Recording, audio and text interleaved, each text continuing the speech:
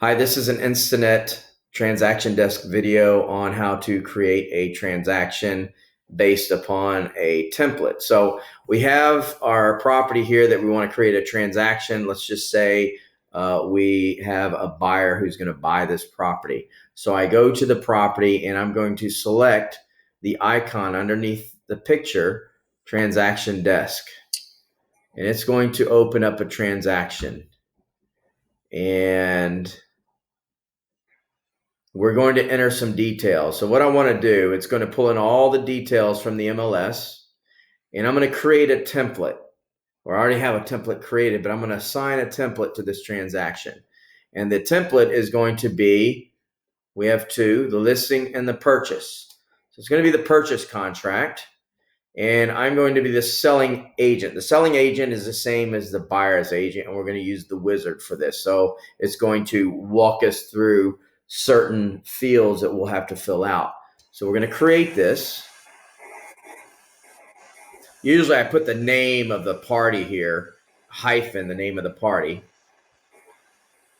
But what we're going to do, we're going to go through the fields. We've got one of 5 steps here, and I can put this. So I'm going to put Miller test. All right. It's going to be open right now. Actually, we're going to put it as soon it's going to be under option period, if it was option. I'm going to leave it open right now. And we're going to verify the information that's thrown in from the tax. Let's just say, okay, so nothing here. List price. Now we get on the right side, and we're going to see some information that we're going to put in here. We're going to go into the purchase information. So let's say I got this for $425. Okay. And the deposit is the earnest deposit. So I'm going to put $1,000. We don't have an additional deposit, which sometimes in the contract will call for a second deposit to the earnest to the title company based upon a certain date, but we don't have that. Total financing, I'm going to finance 400,000 of this, so I'm going to have 25,000 down. Okay, then I'm going to hit next, and the list date. Okay, we have the list date. We're going to have the offer date, which is going to be today. The acceptance date. We don't have an acceptance date yet. This is really, actually, let's go ahead and let's act as if we have a full contract on this. Okay, so I'm actually going to have an acceptance date of today. And this is going to be because we're going to show how we're going to go some of these checklists over here, how we're going to go through those checklists. We don't have an additional deposit date, as I spoke of earlier. The closing date, let's just say the closing date is going to be 30 days out from today. So we're going to do 4/25. Actually, on Friday, we'll do it. Funding date's going to be the same date, 4/24. And possession date, we don't have any buyer, temporary residential lease, or sellers, temporary residential lease. So it's going to be the same day that we are going to close on this. The application date, we don't really have an application date relative to the mortgage or the commitment date at this time. So we will, though, if it's a third-party financing addendum, add that in our checklist items as we go forward. Okay, so let's go ahead and click next. We're going to go to parties. So the seller quite possibly could be in here. So we're just going to put test seller. And we don't know all their information, but we would have their address, which is 10566 Kitsy, Norway. Oops, it's going to be down here. Okay. And we will enter all the other information. Because this will come up on a form, okay? And we're going to hit save. We're not going to add the same. We're not going to. Oh, we could have just hit same as property address. All right, that would have been easier. Okay, so test seller, the listing agent. It should have already thrown the listing agent in here. It had not. I don't know why it hasn't, but we'll just put it is Gary Payton. All right, so let's do that. Okay. Title company, we could put the title company in there. The buyer, we're just going to make something up. Thomas Miller, Thomas Andrew. Let's do that so don't get the broker's name and my name confused. At Texas Grand Realty. Okay, and then we're going to save that. I would also put the address in here as well for them. Okay, so let's do 123 Main Street, Quinlan, Texas 75474. And I could put a phone number 903-449-4439. And we'll just do that. 949. Okay. Save. Okay. Selling broker is going to put it in here. Oh, listing broker. Okay. So listing agent. We didn't have a listing agent, but we'll just go ahead and put it was Payne. Okay, that was right. Okay. So we're going to hit next. Hi, Tom. Yeah. Yeah, I put that one in there. Oh, you did? You work for what's his name? Peyton? Danny Pace. Yeah, Danny. Oh, dang. I like him. He's a good guy. So He's a good guy. Anyhow, okay. So while we're recording, we have forms that come up. So the reason why this template, okay, selects two forms right here, okay? The agent will be actually selecting more based on the type of contract. And I'll show you as we go through. We'll put the cart before the horse, but as we go through the checklist, there'll be other forms that will be added as well, okay? And we'll get to that. But right now we have the information about brokerage or the 1 to 4. We could, if the agent wanted to add it here, they could add third party and it'll come up, financing addendum. But what we do have is the ability as we go through the checklist when we finish this to add it at that point, okay? So I'm going to just wait so that you can see what the checklist look like. And then the faxback cover sheet is in the document folder. All the PDFs will be in the documents folder. Forms are things that can be changed. So they would be things coming from TREC or TAR or the other associations that we could fill out, and addendums and things that we could change to create documents from. Okay, so keep that in mind. The PDFs are actually going to be documents. Okay, so now we have created this transaction. All right, and we are in the transaction dashboard. Okay, and we could look at the details of this transaction, which we basically entered through the wizard. Okay, go back to the dashboard. What we need to do is start out with our checklist. Okay, so it's going to give us a number of things to do as we go through here. Okay, so we're going to calendar. Okay, so it's already thrown in a few things. So let's start with the checklist items. Okay, so where you want to start first. And the information about brokerage services should be already signed by the agent, and they will attach this form. The residential buyer tenant representation agreement, if they have that, will be added to this. We should, actually, that should have been deleted because that's part of a checklist. But as we go through, so I want to show you that on these, now we're going to go through and there's checklist things that we need to do. And when it says add, that means it's going to be a verb. We have to add this checklist item if it's applicable. If there is an earnest money checklist, which we know there is because we put $1,000 in it, we're going to have to add this checklist and check it off or complete it by clicking on this particular spyglass. So if there's an earnest money, and it leads us through all these. So there is an earnest money. So I'm going to add a checklist, not a checklist item, but a checklist. So the checklist will compose several different checklist items typically. And you'll see. So when I add a checklist, I need to add the earnest money checklist. So I'm just going to click on add, and I'm going to add that earnest money checklist, and I'm going to apply.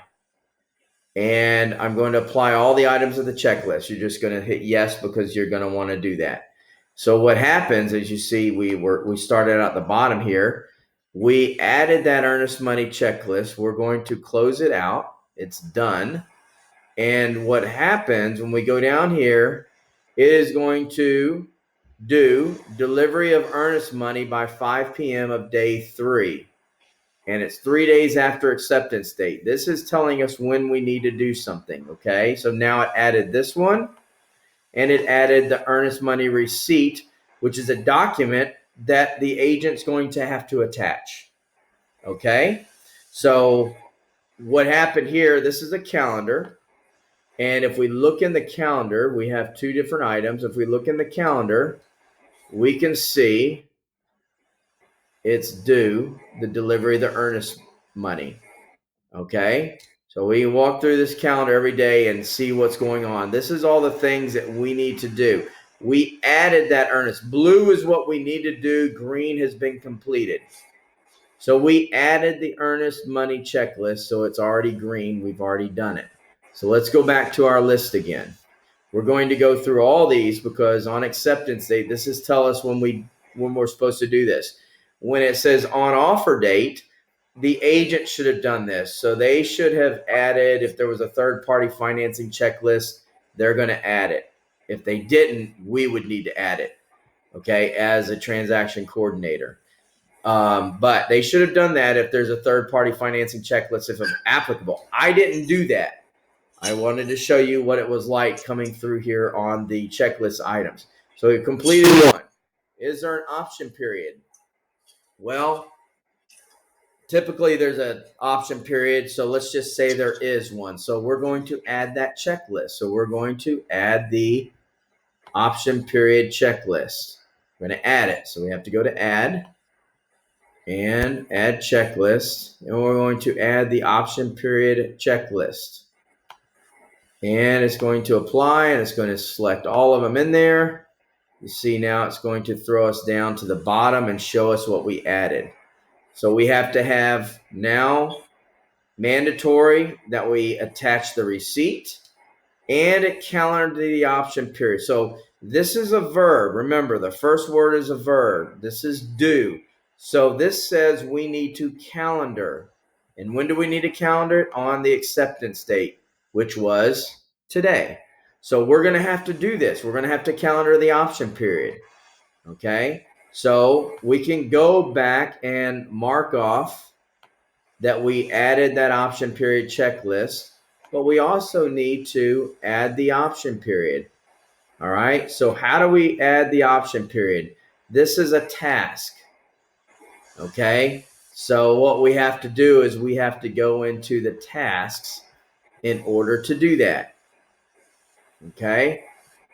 So when it says we have to calendar something, that means we are going to have to calendar it. The only way we can calendar something is go into tasks, because that's really our calendar. Task is calendar. If it says we can add a checklist, we do it from the checklist, which we're in.